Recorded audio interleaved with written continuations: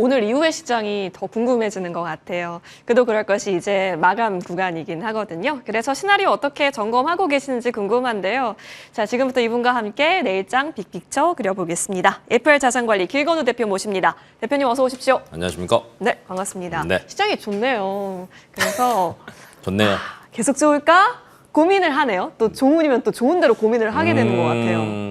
왜 그러냐면 네. 저희가 저번 주 수요일 날 딱 여기서 아, 반대 맞아요. 위치에서 방송을 예, 할 때 2,700을 딱 찍고 나왔을 때였거든요. 그래갖고 이게 계속 갈 거냐라는 얘기를 했었는데 오늘 보시면은 지금 얼마예요? 2,768. 와. 많이 올랐죠. 81까지 갔네요. 많이 올랐죠. 그러면 이제 곧 2,800입니다. 그러면 이제 여러 가지 이제 기대감들을 가지고 있다라고 생각을 하시면 될 것 같고 저는 그리고 오늘 아침에 장 시작하자마자 네. 뭐만 봤냐면 네. 외국인만 봤습니다. 뭐 사는지?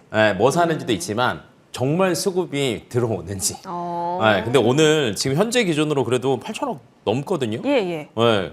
8천억 되면 굉장히 간만에 보는 숫자지 않습니까? 그쵸. 현물에서 이 정도 담는 저 오랜만이에요. 정말 오랜만이에요. 네. 그래서 어찌됐건 좋은 방향으로 그 방향성을 잡고 있다라는 거에 저는 플러스 알파를 두고 있는데 굳이 여기서 부담감을 가질 필요가 있을까 하는 생각이 듭니다. 그래서 조금 더 즐기셔도 좋을 것 같고 다만 오늘 그 이재명 대표의 공약 과거에 했던 거 있죠. 네. 그것들이 다 올랐더라고요. 하나도 안 맞아요. 빼고 정말 예. 모든 공약이 야 이렇게 시장에서 다 오르나 할 정도로 오늘 아침 시작은 증권주랑 지주사 주들이 막 끌어올렸고 그 다음 바톤은 AI 소프트웨어 네. 관련주들이 또 끌어올리고 그다음에 이제 미디어랑 컨텐츠 그죠. 관련주들이 또 끌어올리는 게 11시에 국회에서 취임식 했잖아요. 근데 이제 여기서 나왔던 얘기가 크게 보면은 AI랑 반도체 관련해서 대대적인 투자하겠다라고 기존부터 이제 말을 했었는데 취임사에서도 얘기가 조금 나왔습니다. 그러다 보니까 당연히 시장 입장에서는 이걸 플러스 알파 요소로 받아들일 수밖에 없고 문화 관련해서도 K-팝, K-드라마, K-무비 다 얘기했거든요. 그러다 보니까 한동안은 이 좋은 흐름 타시는 게 좋지 않을까 싶습니다. 그 가운데 그러면 반도체 얘기해 네. 주셨으니까 반도체 한번 집중 있게 다뤄보자고요. 사실 더 갈 여력은 많고 재료도 많잖아요. 이제 때를 만났다고 보세요? 때를 만났으면 좋겠습니다. 근데 이제 크게 보면 예. 두 가지가 좋은 뉴스가 있는 것 같아요. 예. 첫 번째는 외국인들이 어찌됐건 국내에서 마지막 남은 하나가 불확실성이 사실은 정치적인 이슈였어요. 왜냐면 지금 전 세계에서는 결론은 트럼프랑 빨리 협상을 하냐 안 하냐가 굉장히 중요했었는데 수장이 없는 상태에서 협상이 진전이 있다? 굉장히 불가능한 일입니다. 그러다 보니까 이게 조금 해소가 됐고요. 그러면 앞으로 협상은 조금 빨리 진행될 수 있겠구나라는 것들 때문에 조금 사라졌다라고 보시면 될 것 같고 그러다 보니까 외국인의 수급이 오늘도 기존 대비해서 굉장히 크게 들어왔다라고 생각하시면 될 것 같은데 외국인들이 기존에는 조선 방산 위주로 많이 담았거든요. 근데 최근에 어제도 그렇고 오늘도 그렇고 삼성전자랑 SK하이닉스 열심히 담습니다. 맞아요. 지금 1위도 보면 순 매수 상위 1위가 SK하이닉스잖아요. 그만큼 반도체 쪽에도 기대감들을 그대로 가지고 오고 있다라고 보시면 될 것 같고 미국에서도 엔비디아가 시총 1위 복귀했습니다. 그러면 이것까지 아침에 SK하이닉스 장 시작하자마자 바로 달렸잖아요. 등등등을 따져본다라고 하면 반도체로 수급이 들어오는 건 맞을 것 같고요. 그다음에 이제 두 번째로 사실은 미국이 중국이랑 계속 싸우고 있어요. 그럼 여기에서 우리나라가 수혜를 볼 수 있을까도 한번 고민을 해보셔야 되는데 저는 괜찮다라고 봐요. 예. 왜냐하면 이 싸우는 걸로 인해서 사실은 DDR4 가격 자체가 기존에 많이 떨어졌었는데 이게 왜 떨어졌냐면 미국이 중국한테 반도체 수출이나 제재 같은 걸 하니까 여기에서 어떤 게 있었냐면 지네가 자체 생산을 해버리고 이걸 공급을 뿌려버린 거예요. 그러니까 가격이 많이 떨어졌거든요. 근데 최근에 5월달 기준으로 보니까 D램 가격이 평균 27% 올랐습니다. 근데 여기는 DDR4랑 낸드도 포함이 돼요. 그러다 보니까 레거시 쪽도 나쁘지 않고요. 예. 그다음에 HBM 같은 경우는 캐펙스 투자가 사실은 제일 중요한 거잖아요. 데이터 센터 관련해서. 근데 이쪽도 나쁘지 않습니다. 꾸준하게 집행하겠다라는 얘기가 나오고 있기 때문에 한동안 반도체로 수급은 몰릴 수밖에 없다. 근데 그 가운데 기대되는 종목이 오늘 HBM 쪽이네요. 한미반도체. 그렇죠. 레거시는 언제든지 또 꽉 줄 수 있으니까. 예. 근데 그중에서 SK하이닉스 같은 경우는 사실은 그 밴드 상단 정도까지는 올라온 것 같아요. 근데 이제 한미반도체 같은 경우에는 기존의 SK하이닉스랑 좀 이렇게 결별하는 거 아니야라는 얘기가 나왔는데 아니었죠. 어찌됐건 추가 계약했고요. HBM4가 이제 앞으로의 또 이제 화두가 될 건데 이쪽 관련해서 티슈본더 또 신제품 출시해 놨고요. 그다음에 이제 미국이랑 중국이랑 싸우다 보니까 중국 쪽에서도 추가 매출 기대감, 삼성전자에 대한 추가 매출 기대감이 그대로 가지고 있는 게 저는 한미 반도체 같습니다. 좋습니다. 자, 그렇다면 한미 반도체는 앞으로 어떤 흐름을 보이게 될까요? 오늘부터 관심 있게 추적해 보겠습니다. 자, 현재 구간 대선 이후에 우리 시장은 플러스로 붉게 물들면서 거래 마칠 준비하고 있습니다. 2773선 코스피 지나가고요. 코스닥은 750선에서 문 닫을 준비하고 있습니다. 오늘 특징은 외국인에 있었네요. 오늘 장 마치고 오겠습니다.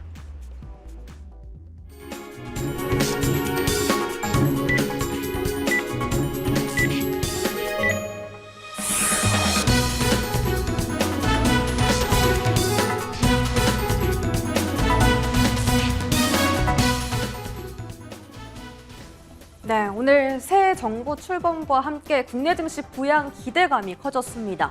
양시장 모두 다 아침에 스퍼트 있게 출발을 했고요. 탄력을 잃지 않고 오후장에도 고점을 만들어내는 형태가 연출되었습니다. 자, 오늘 코스피 코스닥 어떤 모습으로 종가를 형성했는지 시세 함께 확인하시죠. 코스피는 오늘 다시 한번 2,700포인트를 훌쩍 뛰어넘으면서 2,770포인트에 안착하는 흐름 연출이 되었습니다. 오늘 상승 종목이 양시장 합쳐서 2,000 종목이 넘어갔고요. 하락하는 종목이 거의 없을 만큼 대량 수급이 양시장에 들어왔습니다. 코스닥도 750선 터치하면서 종가를 형성했네요. 수급적인 부분을 확인해 보시면 오늘 외국인의 정말 강한 순매수가 나타났습니다.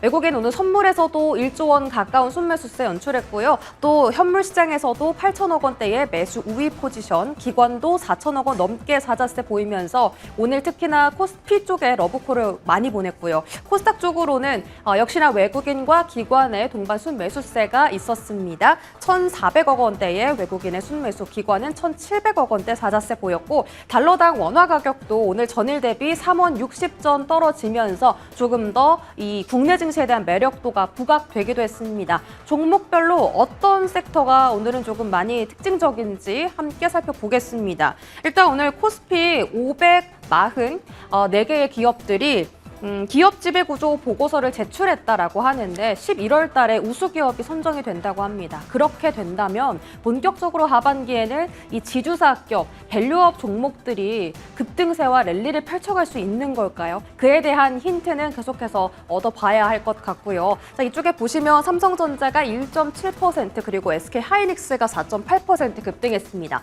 오늘 외국인이 가장 많이 사들인 종목은 SK하이닉스고요. 순매수 금액만 5천억 원이 넘어가면서 오늘 상당히 시장을 견인했다라고 볼 수가 있겠습니다.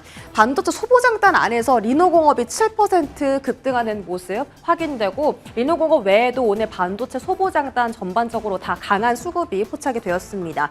금융과 지주사가 오늘 사실은 시장의 주인공이죠. KB금융 7.9%, 신한지주도 7% 급등했고요. KB금융과 하나금융지주, 우리금융지주는 전부 다 역사적인 신고가를 경신을 했습니다. 제약바이오 안에서 알테오젠의 흐름도 좋았습니다. 장중 10% 급등했다가 상승분을 일부 반납하기는 했지만 특허 무효 소송이 본격적으로 개시됐다라는 소식이 그동안 알테오젠의 상단을 눌렀다가 해제를 시킨 모습이 오늘장부터 연출됐고 이게 시세 연속적으로 이어지는지는 조금 더 추가적인 확인이 필요해 보입니다.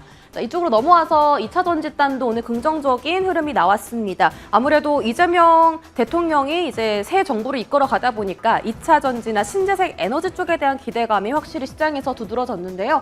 LG엔솔이 1.4% 상승했고요. 에코프로 형제들이 나란히 3% 강세 흐름을 보이면서 거래를 마쳤습니다. 이것이 과연 하반기에도 연속적인 흐름을 이어줄 수 있을 것인가? 아직 2차 전지에 대한 실적에 대한 시선은 부정적인 것이 사실이니까요. 우주항공 방산 안에서도 오늘 현대로템이 역사적 신고가를 경신하는 흐름을 보였습니다. 많은 섹터가 오늘 외국인의 수급을 가져갔지만 조선 방산단도 그 수급을 놓치지 않았다라는 것이 특징이고요. 조선 안에서 HD 현대중공업 같은 경우도 오늘 기관의 순매수가 강하게 나타났습니다. 자동차 안에서 현대차가 미국에서 8개월 동안 판매 실적을 늘렸다라는 소식을 전했고요. 오늘 현대차, 기아 모두 나란히 1%의 상승세를 보였습니다. 건설기계 안에서도 현대건설, 두산에너빌리티 모두 4%대 급등세로 거래를 마쳤고요. 소비 음식료단도 지난주에 이어서 오늘 추가적인 흐름을 받아가는 모습이었습니다. 지주사 안에서 삼성물산 4%, SK는 10% 급등하면서 오늘 지주사로서 대장주의 모습을 확인해 볼 수가 있었습니다. 거래대금과 거래량으로 조금 더 자세하게 보시죠. 코스피 쪽입니다. 두산 에너빌리티와 삼성전자가 거의 5월 한 달 동안 이 상단을 놓치지 않았는데 6월 달에도 역시나 1등, 2등을 다투면서 출발을 합니다. 두산 에너빌리티가 4% 급등했고요. 미래에셋증권도 많이 올랐지만 오늘 또 13%의 추가적인 상승세와 함께 거래량도 실린 모습이 확인되고 있습니다. 거래대금 안에서도 삼성전자와 두산 에너빌리티 확인되고요. 오늘 SK하이닉스 급등했는데 많은 거래대금도 실렸다라는 점 확인해 볼 수 있겠습니다. 방산 안에서 한화 에어로스페이스, 지주사 한화까지 같이 확인되네요. 코스닥으로 넘어가시죠. 자, 코스닥에서는요, 오늘 확실히 그 정책 수혜주들이 집중받는 모습 강했습니다. 지역 화폐 관련해서 웹캐시가 13% 급등했고요. AI 단에서 BQAI 그리고 신재생 안에서는 파루, 웹툰 안에서 미스터 블루가 오늘 이름을 올렸습니다. 거래대금 안에서도 비슷한 종목들이 다 랭크가 되었고, 알테오젠 같은 경우는 오늘 10% 장중 급등 있었는데 거래대금까지 함께 실렸다. 과연 알테오젠이 그동안 못 넘었던 40만 원의 벽을 넘을 수 있을 것인가? 6월 달에 함께 지켜보시죠. 자, 새 정부 출범 이후에 내 포트를 어떤 섹터로 전략 구성해 나가야 할까요? 그에 대한 자세한 전략은 지금부터 함께 하시죠. 네, 지금부터 도와드리겠습니다. 사실상 이제 정책주가 오늘 다 가다 보니까 그러면 어떤 정책주를 봐도 괜찮은 건가? 여러 생각이 드셨을 거예요. AI 소프트웨어도 있고 원래 이재명 대통령의 후보 시절부터 움직였었던 지역 화폐라든지 여러 종목들이 있었을 테니까요. 그 가운데 어디에 집중하면 좋을까 궁금해서 여쭤봤는데요. 내일장 공략 섹터에서 좀 힌트 얻어볼 수 있을 것 같습니다. 태양광주네요. 네, 맞습니다. 우선은 그 이재명 후보가 대선 캠프 시작했을 때 첫 행보가 프리오사 방문한 거. 근데 이제 AI 소프트웨어잖아요. 근데 AI 소프트웨어 쪽에서 본다라고 하면 사실은 실적이 그렇게 많이 찍히는 기업이 많지는 않습니다. 그러니까 기대감만 가지고 사실 가기는 조금 어려워요. 근데 첫 대선 토론회 할 때 또 처음 얘기했던 게 재생에너지입니다. 네. 그러면 이제 이쪽에 대한 것들은 실질적으로는 우리나라에 돈을 벌고 있는 기업이 굉장히 많이 있고요. 제일 아래쪽에 보면 뭐 햇빛연금, 바람연금 네. 뭐 이런 거 나오고 아리백 이야기 나오잖아요. 근데 이번에 대통령이 당선이 되면서 추가적으로 얘기가 나오는 것 중에 하나 가장 큰 게 저는 2차 추경이라고 봅니다. 2차 추경이 아마 6월 말 7월 초 정도의 가이던스 조금 잡고 그다음에 아마 7월 말 빠르면 요 안에서는 조금 결과가 나올 것 같은데 30조 원 정도 얘기하고 있거든요. 근데 이 안에 아리백 관련된 이야기가 또 들어가 있어요. 그러다 보니까 에너지 자급화하고 아리백 맞추려면 당연히 갈 수밖에 없고요. 기존에 최근 들어서 풍력 같은 경우는 조금 많이 올랐는데 태양광이 기존에 미국이 동남아에 관세 부과하면서 올랐던 걸 많이 반납했습니다. 근데 이게 다시 저점 딛고 조금 올라오는 상황이다 보니까 국내 이슈 그대로 받아갈 수 있고요. 태양광의 항상 걸림돌은 뭐였냐면 그 중국의 가격 이슈였거든요. 네. 근데 이 가격 이슈를 가장 크게 조금 적용을 할 수 있었던 이유가 중국 기업들이 그 중국 내에서 보조금을 받았어요. 근데 이 보조금이 6월부로 끝났습니다. 근데 연회 평균 태양광과 풍력 관련해서 50억 위안에서 거의 90억 위안씩 계속 나갔었거든요. 근데 이게 이제 보조금이 끊어졌어요. 그러면 이제 자유시장 경제에서 이제 붙을 수밖에 없는 상황에서 중국 거는 어찌됐건 밀어내는 데가 굉장히 많잖아요. 그러면 미국 시장에서도 마찬가지고 다른 나라에서도 갑자기 우리나라가 대체제로 떠오를 수 있는 구간이다라고 생각을 하시면 될 것 같고 그다음에 중국과 5년 이상 가격 경쟁력으로 맨날 싸우다 보니까 우리도 생산 단가가 많이 떨어졌습니다. 그런 측면에서 본다라고 하면 충분히 탄력받을 수 있는 구간이다라고 생각을 하시고 태양광 접근하셔도 괜찮지 않을까 싶습니다. 맞아요. 사실 그간에 눌려 있었던 부분도 있었는데 지금 좀 속 시원해지는 영역들 일단 우리나라 정부 신정부 출범과 함께 환경적으로는 긍정적입니다. 내부적인 이슈도 좀 언급 주셨는데요. 그럼 사실 떠오르는 종목이야 많습니다. 네. 어디를 볼까요? 탑픽 종목 열어봅니다. 바로 하나솔루션이네요. 네. 하나솔루션이냐 오시아이 홀딩스냐. HD 현대 엔솔이냐. 네, 뭐 이렇게 이제 딱 보셔야 되는데 저는 국내 이슈 플러스 미국 바라봅니다.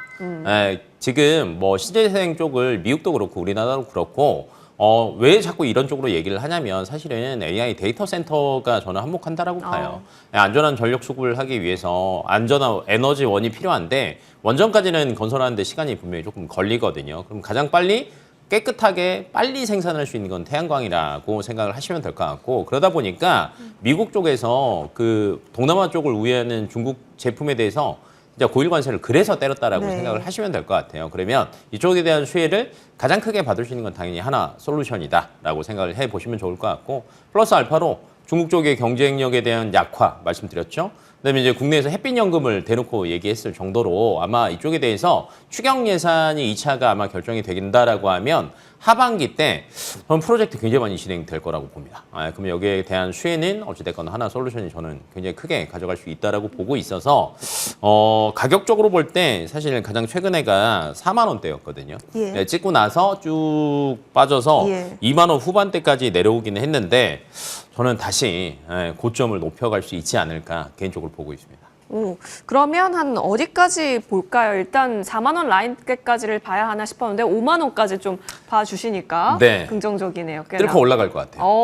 네. 강하게 보시네요. 네, 저희가 이제 예를 들면 추세가 붙고 수급이 들어온다라고 네. 하면 사실은 기존 고점 대비해서 업사이드가 그래도 한 20, 30% 정도는 있잖아요. 한 20% 정도 잡으신다라고 하면 5만 네. 원까지 유효하지 않을까 싶습니다. 알겠습니다. 네. 여유 있게 하나 솔루션 한번 살펴보시죠. 길건우 대표님과 함께했고요. 이어지는 머니투데이 방송과 함께 내일장 전략도 꼼꼼히 챙겨가세요. 저희는 여기서 물러납니다. 고맙습니다.